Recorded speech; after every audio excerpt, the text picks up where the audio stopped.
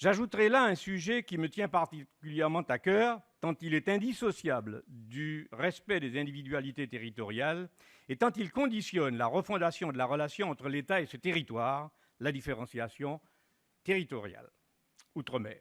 Je dois dire que clôturer le dernier triennat et mon mandat avec un rapport sur la différenciation a été le point d'orgue de cette réflexion et je sais gré à mes collègues de m'avoir confié ce travail.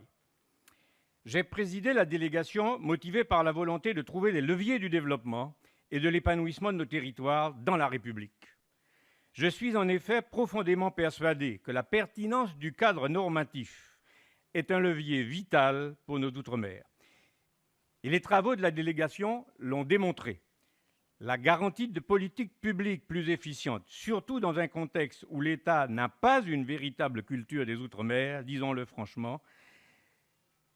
Si l'idée du réflexe outre-mer qui a pu être développée part d'une bonne intention, il reste qu'un réflexe est une réponse involontaire à un stimulus extérieur, ce qui signifie que sans stimulus, pas de réaction.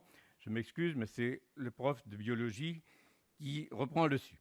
Le principe de subsidiarité doit donc présider à la relation entre l'État et les Outre-mer, et en outre, partout, l'État doit accompagner les collectivités territoriales pour nourrir leur capacité propre d'expertise et leur garantir une véritable autonomie qu'elles peuvent mettre au service de leur développement endogène, comme le relevait le rapport de la délégation sur les normes dans le BTP.